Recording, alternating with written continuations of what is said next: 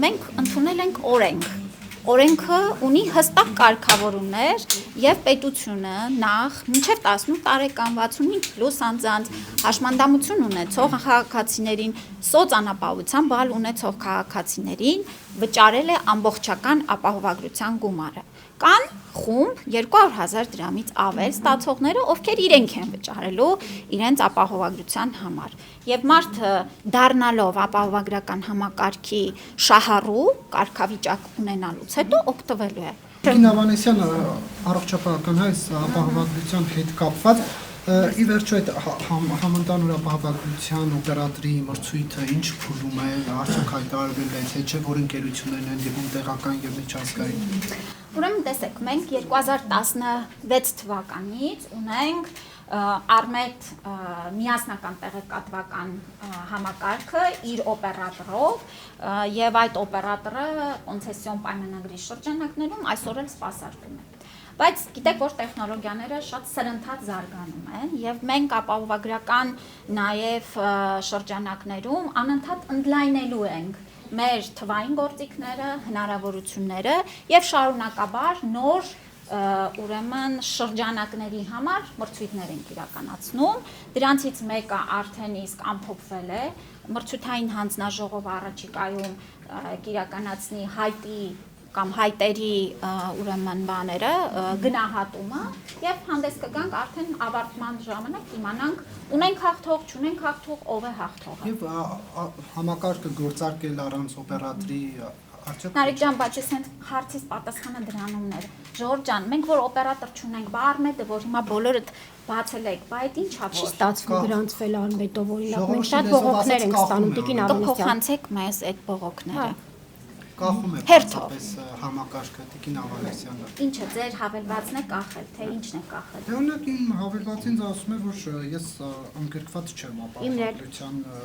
այդ շահառուների ցանկում, բայց օրենքի բաժանումն համապատասխան։ Ուրեմն եթե տեխնիկական խնդիր է, որ ձեր կարգավիճակը ճիշտ չի արտահայտվել, ուրեմն պետք է այդ հարցին էլ ինքը ունի ընթացակարգ ինչպես ուղղել իրավիճակը։ Մենք օպերատոր ունենք,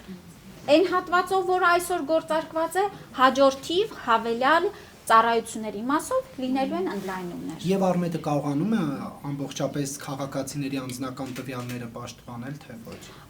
Միանշանակ դա օրենքով հստակ կարգավորված դաշտ է եւ բժշկական գաղտնիքն էլ հանդիսանում է ամենաբարձր պաշտպանության շեմ ունեցող անձնական տվյալները։ Այս ընթացքում էլ ուրեմն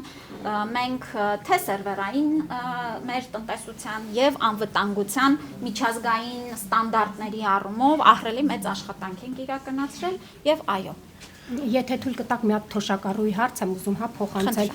Տիկին Ավանեսյան թոշակառուներից մեկը դիմել է մեզ ու ապահովագրական ծախսերը քան իրենց կառավարությունն է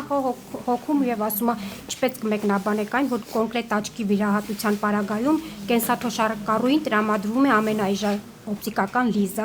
լինզան կներեք ու հարցնում է այսպես է ստացվում որ թոշակառուների պարագայում մատուցվելու է ամենաէժան ոչ որակյալ բժշկական ծառայություն։ Գիտեք, եթե 50,000-անոց անգլիական միջազգային հայտնի բրենդը համարվում է էժանագին, բան չունեմ ասելու, չգիտեմ որը ինքը նկատի ունի, որ համարվում է լավ։ Այն փոխհատուցման առավելարժեքը, որ մենք տրամադրում ենք, 50,000 դրամը բավարար է լավագույն ստանդարտի լինզաներ տեղադրելու համար։ Եվ այդ նույն թոշակառուն մինչև ապահովագրության ներդրումը պետք է վճարեր 100,000-ավոր դրամներ վիրահատության համար եւ նաեւ լինզայի համար։ Այսօր նա իր աչքի տեսողությունը պետության ապահովագրման շրջանակներում ի վիճակի է ստանալու առանց որևէ կոպեկ վճարելու։ Տիկին Ավանեսյան, քանի հոգի է օգտվել ապահովագրությունից մինչև Արդեն երեկվա տվյալներով 130,000-ից ավել այց ենք ունեցել տարբեր ծառայությունների շրջանակներում։ Եվ Տիկին նախարար ինչ խնդիրներ կան, որոնք մինչև հիմա լուծված չեն։ Օրինակ քաղաքացին գնում է հիվանդանոց, ունի եւ հաշմանդամության կարգօրինակ եւ ունի ապահովագրության այդ փաթեթի շահառու է։ Հիվանդանոցն ասում է գնա ուղեգիր բեր, մինչև ուղեգիրը չլինի չենք ընդունելի։ Պոլիկլինիկան ասում է, քան որ արդեն հիվանդանոցում է, ես ուղեգիր չեմ կարող տալ։ Հիմա այստեղ խնդիրը որ դա ում դաշտում է, ով պետք է լուծի։ Տեսեք, հարգելի գործընկերներ, իհարկե ունենք խնդիրներ։ Բազմաթիվ ընթացիկ կարգավորման ենթակա խնդիրներ կան, եւ ես նորից ուզում եմ ընդգծեմ։ Եթե մի բարեփոխում ներդրման արդյունքում նոր գործելու շրջանակ ու անհարմարություններ չի ստեղծում, նշանակում է դա փոփոխություն չի, բարեփոխում չի։ Այո, մենք այսօր էլ ունենք օպերատիվ խումբ, որը ամենօրյա ռեժիմով զբաղված է ընթացիկ կարգավորումներ, փոփոխություններ, շտկումներ, բարելավումներ անելու առումով, կներեք էլի վերջացնեմ։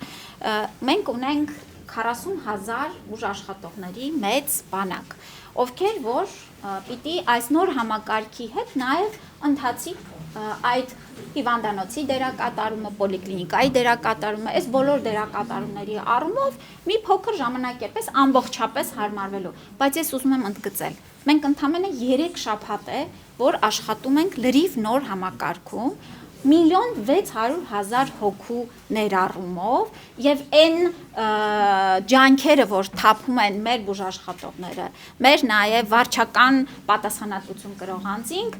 եւ այդ ջանքերի արդյունքն է, որ այո, մեր խնդիրները ընթացիկ են, կարգավորելի են։ Բայց պարզապես 1,600,000-ն էլ չեն հելել, չեն գնացել հիվանդանոցներ։ Բայց մենք 1,600,000 հոգու տվյալների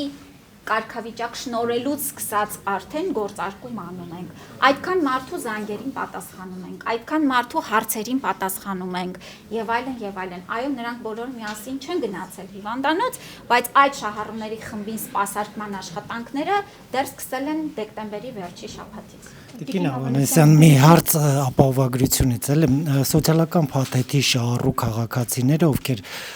վճարումները անում են կամ սոցիալական փաթեթի 72,000-ից կամ իրենց աշխատավարձից, նրանք հունվարին հաջորդ տարվա, երբ արդեն եկամուտները հայտարարագրեն, կարող են այդ գումարը հետ ստանալ իրենց սոցիալական կրեդիտից 100,000-ից։ Նախկինում էլ սոց փաթեթի շահառուները սոց կրեդիտավորման մասով առողջապահական չէին կարող հետ ստանալ այդ գումարները։ Նրանց համար կարգավորումները չեն փոխվել։ Իրենց համար այդ սոց կրեդիտներից հետ ստանալու մեխանիզմը աշխատում է միայն ատամնաբուժական ծառայությունների մասով, եւ այս մասով որևէ բան չի փոխվել։